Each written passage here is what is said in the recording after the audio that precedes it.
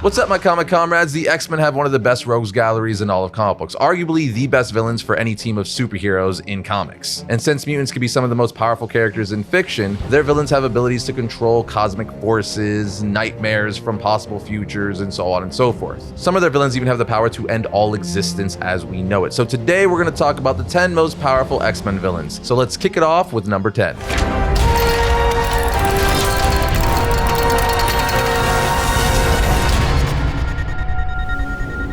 At number 10, we have Mojo, which I can't say without immediately following up by saying, Mojo Jojo. You know, the Powerpuff Girls villain. Anyway, if you're not a massive X-Men fan, you might be like, really? Mojo? And yes, Mojo. While he's not physically intimidating, as he's a Jabba the Hutt looking alien with robotic spider legs, he has earned his place on this list because he possesses immortality and extreme durability, all thanks to his alien physiology. He also controls Mojo World, a tyrannical dimension and or a pocket universe where he forces mutants to star in dangerous reality game shows. He acts as a psychotic game show host spreading propaganda on his game shows, but to take that one step further, he's just a master of propaganda in general. He could warp perception and control entire populations through media. And as we very much know from the real world, if you control the media, you control the world. But on top of that, the dude also has the ability to enslave pretty much any being he wants through his brainwashing. Not to mention, he could fire bolts of energy from his hands, and again, he has mind control and can fly with his mechanical carriage. In short, Mojo is less about brute force and more about control, as he's often made the X-Men his puppets, forcing them to play his games, trapping heroes in an endless cycle of fighting, warping reality just for ratings. He's the most terrifying game show host you will ever encounter. He makes Jigsaw look like Mickey Mouse. At number 9, we have Legion. Now, the reason why Legion is so low on this list is because he's not necessarily a villain, but I know if he wasn't on here, people would be like, why didn't you put Legion on here? He fought the X-Men several times. Yes, he has, but again, he's not like Mr. Sinister. Nonetheless, we put him on here, just made him lower because, again, he's not a full-on bad guy. You see, Legion is a complex character who is often well-intended, as his actions are driven by his immense powers that sometimes he can't even control because of his dissociative identity disorder. Because of his DID, he has multiple personalities and they all have different motives, some of which are bad, some of which are good. Nonetheless, he has been a problem for the X-Men because of his insane power. You see, he's an Omega level reality warping mutant with multiple personalities, and each personality has a different power. Powers that range from time travel all the way to telekinesis. He can rewrite timelines in their entirety. Case in point, one of the most famous things he did was when he attempted to help his dad Charles Xavier by assassinating Magneto in the past. But by doing this, Legion accidentally killed his father and created the Age of Apocalypse timeline, which has become one of the most famous timelines in all of Marvel. So he's easily one of the most powerful characters in all of comic books. So again, if he was strictly a villain 100% of the time, he would probably be number 1. But since he varies, we put him lower on the list to focus on more of actual full-on villains. But Legion isn't just powerful, he can also be one of the creepiest X-Men characters in the Marvel Universe, which is perfect for October and Villains Month. It's a personal favorite time of the year for us here at Variant, and because they know this, our friends and longtime sponsor Big Bad Toy Store reached into our pile of loot list and sent us over an insane haul of incredible monster and horror themed collectibles. And I'm talking about 2 big boxes full, so we'll start with the smallest item and work our way to the largest. That means we'll start with this awesome Demon Slayer Giyu Tomioka action figure by Bandai. It's got several interchangeable faces and hands, and Giyu is obviously a must-have for any Demon Slayer fan, so this is great. Next up, we have this Dark Knight's Metal Multiverse Batman of Earth 22 Infected by McFarlane, and this NECA Ultimate Goliath action figure from Disney's Gargoyles. And Gargoyles is one of my favorite animated series of all time, so both of these are super solid. But this next one was a must-have the second I saw it, and that is this Universal Monsters TMNT crossover set. It features monsterized black and white versions of all 4 turtles, and that is just too much fun of an idea not to have in my collection. Now, if you're a fan of classic slasher films, you're gonna love these next 2 pieces. First up is an official Jason mask replica from Friday the 13th Part 3, alongside this 1/4 scale Freddy Krueger from A Nightmare on Elm Street 2. Both of these characters are basically Hall of Famers in the horror World, so that's another win from NECA. And lastly, we have two great replicas from Marvel Legends, starting with Doctor Doom's mask with hood, and then this Daredevil Born Again mask and billy clubs. We already had the Marvel Legends Magneto, Green Goblin, and Star-Lord helmets, so these are going to look dope lined up next to those. Overall, this is an incredible haul, but guys, this just scratches the surface of the insane inventory you can find at BigBadToyStore.com. They have both collector grade and standard grade product options from Geekdom's biggest franchises and brands. And like I mentioned earlier, Big Bad Toy Store allows you to curate your own pile of loot for up to 90 days and then score flat rate shipping in the US for $4 all the time. So just use our link in the description to pick up some of these or any of the other great spooky collectibles in time for Halloween at great deals. Again, just click our link below.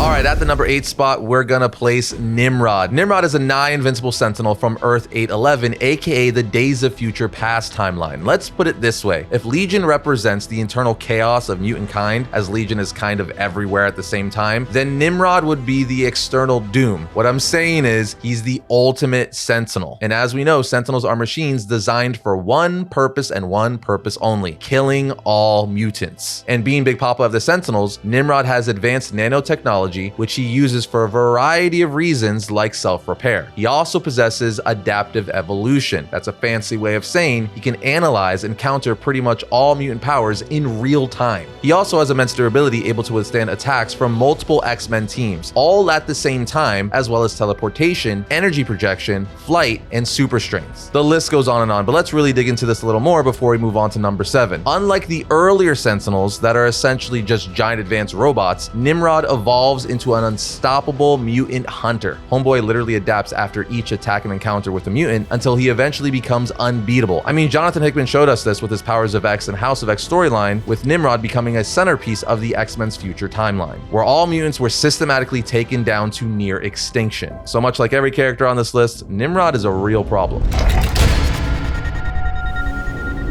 But now we move on to number 7, who's one of my favorite X-Men characters, not just villains, and that is Nathaniel Essex, aka Mr. Sinister. Mr. Sinister has been one of the most popular and beloved X-Men villains since its creation, and that's for good reason. He's terrifying. He's this gothic geneticist who's often portrayed as somewhat flamboyant and comical, and he's one of the biggest pain in the asses for the X-Men, as his manipulation and tinkering with the mutant race stretches across centuries. He's the definition of an evil genius, a master in genetics, cloning, and mutant manipulation. Sinister is all about playing the long game. He's the dude that's always 10 steps ahead. He's very interesting too, because while other villains like Apocalypse or let's say Magneto want to be the peak of the evolutionary chain, Sinister doesn't so much care about that as much as he views mutants as a tool in his experiments that enable him to ultimately get whatever he wants. Because if you can manipulate mutant genetics and create clones, you can create beings and species to do things to yourself and others that allow you to do what you want, when you want, how you want. He was one of the best parts of Jonathan Hickman's X-Men Krakoa run. Dude was straight up constantly evolving in that run, having different versions of himself, ensuring that he would never be defeated and always exist in some form. You know what Mr. Sinister represents? He's the comic book embodiment of just because you can doesn't mean you should. He's what science becomes without morality. But this brings us to number 6, rounding out the bottom 5 with the Shadow King. Simply put, the Shadow King is a psychotic parasite. He thrives on malice, hate, and all things evil, and is one of the most terrifying villains of the X-Men I've ever come across. For those of you who don't know, when the telepathic mutant Amal Farouk's physical body was killed after facing off against Charles Xavier, he became a psionic entity known as the Shadow King. This is terrifying because the Shadow King is an Omega level telepath that surpasses even Professor X's abilities. Dude is like a demonic entity able to possess hosts completely, taking over their mind while simultaneously feeding them with hate and negativity. The kicker is the Shadow King operates on the astral plane, which makes him pretty much invincible. If you're not aware, the astral plane in Marvel Comics is a metaphysical dimension where individual minds and souls can travel. It's not bound by the normal laws of space and time. In fact, it's shaped by the imagination and thoughts of those who exist in it. Because of this, both physics and magic users can interact with it using astral forms. And Shadow King is one of those beings, so even if you destroy his physical body at the time, he can return.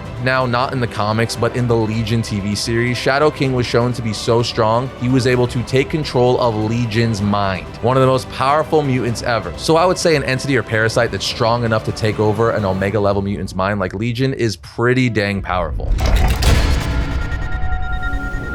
Next up at number 5, we have Cassandra Nova, who we all saw as the main villain in Deadpool and Wolverine. She's the evil parasitic twin born alongside Charles Xavier, but she is literally the embodiment of the darkest potential of Xavier's power. If you'd like to know more about her, we did a whole episode on her, which you could find right here. But in short, as far as her powers go and why she's so dangerous and high on this list is because she's an Omega level telepath and telekinesis. The thing that makes her more dangerous than, let's say, Shadow King or any other character on this list so far is that while those characters focus on chaos, all she wants is total annihilation of mutants. She can essentially do anything she wants with a single thought, controlling people and moving objects. It's insane. She also has the ability to access and merge DNA, meaning she could access Charles' latent abilities, meaning she's essentially the full potential Charles Xavier, but evil. Homegirl could copy the DNA from any living being, which she could use to make it into a physical form. This is the same exact character that once told Emma Frost,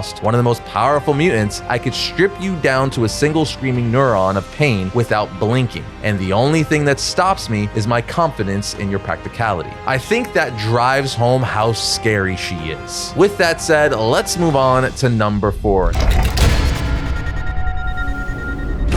Taking the 4th spot is Magneto. Now, in more modern times, he's been more of an ally than an enemy to the X-Men, but traditionally speaking, he's an X-Men villain. I don't feel like I need to explain this too much. It's Magneto. He's one of the most powerful and loved characters in all of comic books, not just X-Men or mutants. He's the master of magnetism and an Omega level mutant able to control magnetic fields on a planetary scale. Like all Omega level mutants, the upper limits of his powers are undefinable, meaning there really is no plateau for his ability. He's so powerful he can manipulate the magnetic fields around the Earth. But besides his raw power, I think what really makes him such a fascinating and threatening villain for the X-Men is his ideology. I know a lot of people use this analogy, but he's the Malcolm X to the Charles Xavier's Martin Luther King. They both want the same thing, peace for all mutants, but they go about it very differently. Magneto, being a Holocaust survivor, bases his loss in protecting mutants by any means necessary. If that means innocents and humans have to be harmed in the process, it doesn't matter as long as the mutants come out on top. While Charles is like, yeah, no though, we gotta go about this peacefully and diplomatically. So while we've mentioned characters that are technically more powerful as they may have the ability to change reality with a thought, it's Magneto's Omega level ability and his ideology, which has spread across the world, giving him a massive following that makes him so dangerous. He's not just a powerhouse, he's a revolutionary that's created a movement. And with that, we move into the top 3.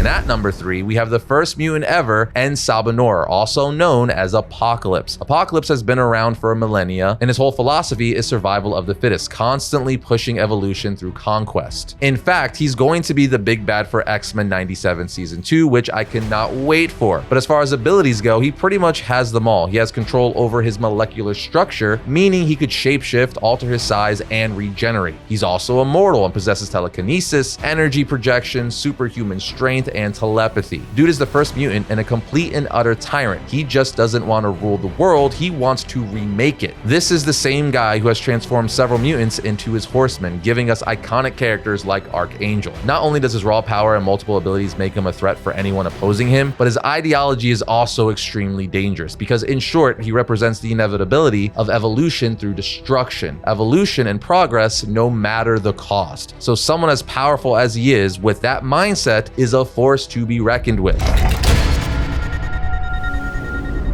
Speaking of force to be reckoned with, coming in at number 2 is Onslaught. We did a full breakdown on Onslaught right after the first season of X-Men 97, which you could find right here. But in summary, Onslaught is a fusion of Professor Xavier's repressed rage and Magneto's consciousness. He's an amalgamation, if you will, of the two given form, as a psionic entity of complete destruction. Like a bunch of other characters that made this list, Onslaught is an Omega level telepath. The dude possesses reality manipulation, energy projection, Magneto's full control over magnetic fields, and more. He basically has unlimited potential as he possesses the dark side of Xavier and Magneto. Put it this way, Onslaught is so damn powerful, it took the combined efforts of the Avengers, the Fantastic Four, and pretty much all of Marvel's heroes to defeat him. And in doing so, they had to sacrifice themselves. Now, it was later revealed that Franklin Richards was actually able to save a good chunk of them and tuck them away in a pocket dimension, but nonetheless, it took almost the whole universe to bring Onslaught down, not just the X-Men. But that brings us to number 1, the most powerful X-Men villain of all time, which of course is the Dark Phoenix. The Dark Phoenix, or the Phoenix Force, is exactly that. It's not necessarily a character or being as much as it is a force of nature, an entity of destruction. The Phoenix Force represents the cosmic principle of life, death, and rebirth. And when it merged with Jean Grey in the iconic Dark Phoenix saga, Homegirl was able to annihilate entire solar systems and countless lives, consumed a damn star. The Phoenix Force possesses cosmic level telepathy and telekinesis, and the ability to destroy and create entire universes. It is literally life, death, and rebirth. You cannot get rid of it. It is the end all be all, and for that it sits pretty as the number 1 most powerful X-Men villain of all time. But there you have it, guys, the 10 most powerful X-Men villains of all time. What did you think of this list? I know some of you might have different lists or put them in a different order, as this stuff is often debated and people have different perspectives. So let us know your thoughts down in the comments, but other than that, we'll see you next time when we talk about all things comics.